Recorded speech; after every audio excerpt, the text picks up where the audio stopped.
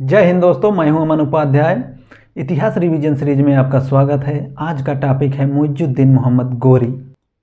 गौर प्रदेश के शासक पहले गजनी वंश के शासकों के सामंत थे, किंतु बाद में उन्होंने गजनी के शासकों को पराजित करके स्वतंत्र रूप से सत्ता स्थापित की। मुइजुद्दीन मोहम्मद गोरी कुछ और नामों से जाना जाता था, जैसे जंगी, मोहम्मद बिन शाम और शिहाबुद्दीन। अब हम मोहम्मद गोरी के भारत पर आक्रमण करने के कारणों की बात करते हैं। मोहम्मद गोरी बहुत ही महत्वाकांक्षी व्यक्ति था। भारत में राज्य स्थापित करना ही उसका पहला एवं प्रमुख कारण था भारत पर आक्रमण करने का। दूसरा कारण था पंजाब पर गजनी के शासक खुसरो मलिक का शासन था और गजनी वंश से गोरों की दुश्मनी थी और वह समाप्त करना चाहता था गजनी वंश को एकदम से। भारत पर आक्रमण करने का तीसरा मुख्य कारण था कि उसका भाई गियासुद्दीन और उसमें ये डील हुई थी कि गियासुद्दीन पश्चिम की तरफ विस्तार करेगा और मोहम्मद गोरी पूर्व की तरफ अपने साम्राज्य का विस्तार करेगा। तो उसके पास कोई ऑप्शन नहीं था, तो उसको पूर्व की ओर बढ़ना ही पड़ा। चौथा कारण था इस्लाम का प्रचार एवं धन की लालसा। मोहम्मद गोरी ने भारत पर पहला आक्रमण 1175 ईस्वी में मुल्तान पर किया। वहाँ पर कर्मार्थियों का शासन था, जिसको उसने पराजित किया और मुल्तान पर कब्जा कर लिया। 1178 ईस्वी में उसने गुजरात के अन्हिलवाड़ पर आक्रमण किया। वहाँ मूलराज द्वितीय शासन कर रहा था। मूलराज द्वितीय ने अपनी विधवा मां नायिका देवी की सहायता से मोहम्मद गोरी के दांत खट्टे कर दिए और उसे बुरी तरीके से पराजित किया। मोहम्मद गोरी की भारत में यह पहली पराजय थी। 1179 ईस्वी में मोहम्मद गोरी ने पंजाब पर आक्रमण किए, जहां गजनी वंश के अंतिम शासक खुसरो मलिक का शासन था। उसने खुसरो मलिक को पराजित किया और पंजाब पर अधिकार कर लिया। 1186 पे उसने लाहौर पर आक्रमण कर दिया और लाहौर पर कब्जा कर लिया। खुसरो मलिक को उसने मिलने के बहाने बुलाया और उसे कैद कर लिया। इस प्रकार गजनी वंश का अंतिम शासक खुसरो मलिक 1186 में कैद हो गया और गजनी वंश समाप्त हो गया 1186 में पूर्ण रूप से। लाहौर पर कब्जा करने के बाद गजनी की निगाह भटिंडा के तबर हिंद पे पड़ी। वह भटिंडा की तरफ आगे बढ़ा और तबर हिंद के किले को अपने कब्जे में कर लिया। दिल्ली का चौहान वंशी पृथ्वीराज भटिंडा और तबर हिंद पर अपना अधिकार जताता था और इसे अपना मानता था। मोहम्मद गोरी ने उसके पास कुछ दूत भेजकर पत्राचार करने की कोशिश की, लेकिन कुछ कामयाबी नहीं मिली। 1191 ईस्वी में दोनों सेनाएं आमने सामने आ गई और तराइन का ऐतिहासिक युद्ध हुआ। इसे तराइन के प्रथम युद्ध के नाम से जाना जाता है। इस युद्ध में पृथ्वीराज की तरफ से उसका भाई गोविंदराज या खांडेराव उसका सेनापति था और गजनी की सेना में उसके प्रसिद्ध दास कुबाचा एल्दौज और ऐबक थे। तराइन का भीषण युद्ध होता है और पृथ्वीराज को इस युद्ध में सफलता मिलती है। मोहम्मद गोरी और पृथ्वीराज के भाई खांडेराव के बीच भीषण युद्ध हुआ। खांडेराव को मोहम्मद गोरी ने घायल कर दिया, किंतु खांडेराव ने भी पलटकर अपने भाले से उसके छाती में अपना भाला घोंप दिया। इस वार से मोहम्मद गोरी युद्ध के मैदान पर गिर पड़ा और वहीं काफ़ी देर तक पड़ा रहा। पृथ्वीराज के किसी सैनिक या किसी भी सेनापति की उसके ऊपर निगाह नहीं पड़ी और बाद में उसके कुछ सैनिक या कुछ रक्षक वहां पर आए और मोहम्मद गोरी को बचाकर वहां से ले गए। इस विजय से पृथ्वीराज का नाम पूरे भारत में फैल गया और वह सबसे लोकप्रिय शासक बन के उभरा। मोहम्मद गोरी को ये पराजय अपमान की तरह चुभ रही थी और वह बस इंतजार कर रहा था तो समय का कि कब वह पृथ्वीराज को हराकर अपनी हार का बदला ले। उसने 1,20,000 चुने हुए घुड़सवार लेकर दोबारा भारत पर आक्रमण किया। पृथ्वीराज भी अपनी सेना लेकर उसके सामने आ धमका। दोनों सेनाएं आमने सामने थीं और तराइन का ऐतिहासिक द्वितीय युद्ध होने जा रहा था। यह इतिहास में तराइन के द्वितीय युद्ध के नाम से जाना गया। इस युद्ध में पृथ्वीराज बुरी तरीके से पराजित हुआ।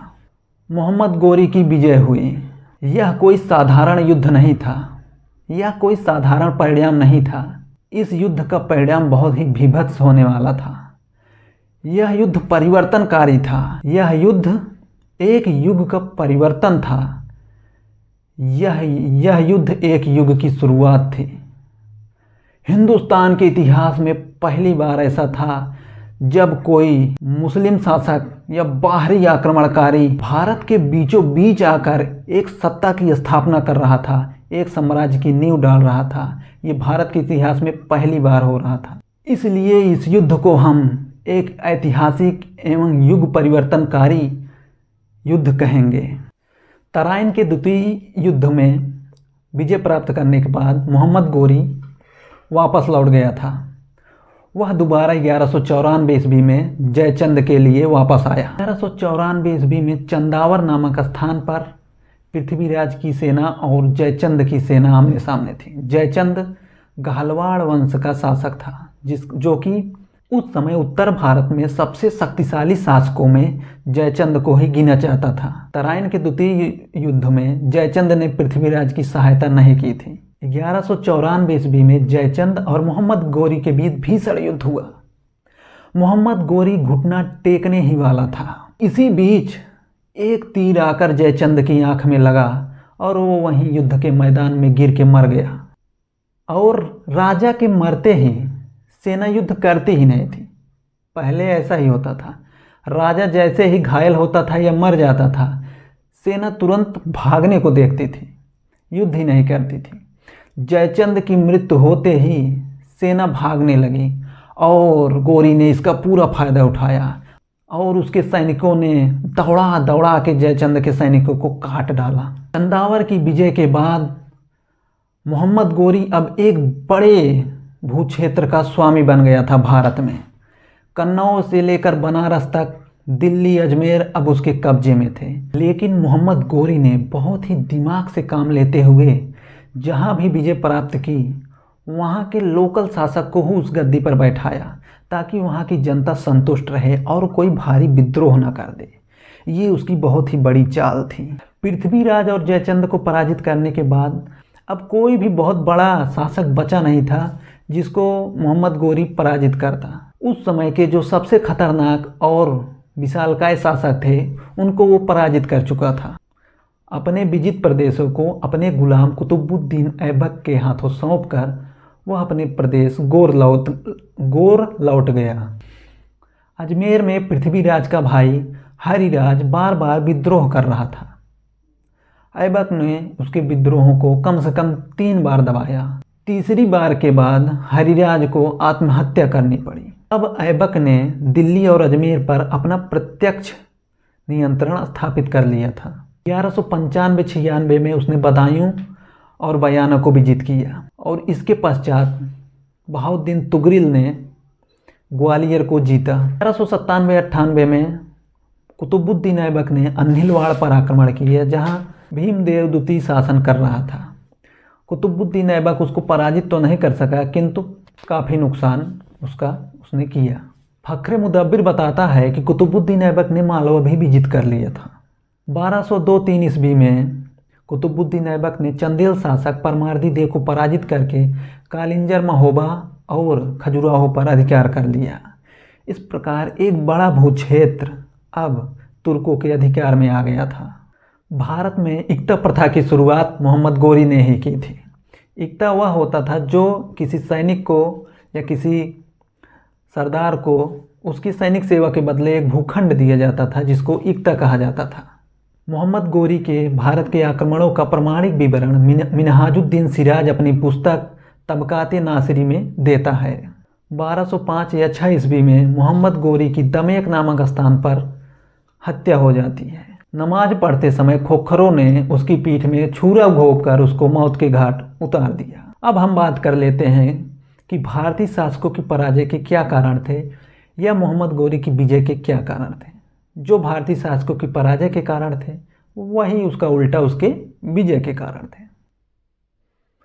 पहला और मुख्य कारण, भारतीय शासकों ने महमूद गजनवी के आक्रमण से तनिक भी शिक्षा नहीं ली, ना ही उससे कोई सीख ली, ना ही अपने देश की रक्षा के लिए कोई व्यवस्था की, ना ही कोई नीति निर्माण किया, ना ही संगठन बनाया। वही आपसी प्रतिस्पर्धा, वही आपसी वैमनस्य, वही एक राज्य का दूसरे राज्य पर आक्रमण करना जारी रहा। मोहम्मद गोरी ने महमूद गजनवी के अंतिम आक्रमण के 148 वर्ष बाद भारत पर 1175 ईस्वी में आक्रमण किया था, किंतु इन 148 सालों में भारतीय शासकों ने कोई सीख नहीं ली, न कोई ही सुधार किया। अपने सीमांत प्रदेशों की रक्षा के लिए कोई व्यवस्था नहीं की गई और वैसे ही आक्रमण के लिए वह खुला दरवाज़ा था, कोई सुरक्षा नहीं की गई। दूसरा कारण था, जो विदेशी आक्रांता आते थे उनका मुख्य उद्देश्य युद्ध जीतना होता था, वो चाहे जिस प्रकार जीते। वहीं भारतीय शासक सिद्धांत से युद्ध करते थे, नियम से, कि आपके हाथ से तलवार गिर गई तो आपको मारूंगा नहीं, काटूंगा नहीं। सिद्धांतवादी बनते थे और उनका एकमात्र लक्ष्य रहता था विजय, तो जिसमें उन्होंने विजय प्राप्त की। तीसरा कारण था, मोहम्मद गोरी ने अपनी सेना को 5 भागों में बांट रखा था, जबकि भारतीय शासक अपनी सेना को केवल 3 भागों में बांटते थे, जो कि इनकी पराजय का मुख्य कारण था। भारतीय शासक कोई रिजर्व सेना नहीं रखते थे, जबकि मोहम्मद गोरी के पास एक रिजर्व सेना हमेशा खड़ी रहती थी। मुख्य रूप से यही कारण थे, मुख्य यही कारण भारतीय शासकों की पराजय के थे। इस वीडियो में इतना ही। आप लोग चैनल को लाइक, सब्सक्राइब एवं शेयर कर दीजिए और इस वीडियो को भी अपने दोस्तों के पास शेयर कर दीजिए, ताकि उनको ज़्यादा से ज़्यादा पता चले कि यहाँ पर इतिहास रिवीजन का सीरीज चल रही है। इस वीडियो में इतना ही। मैं अमन उपाध्याय। जय हिंद।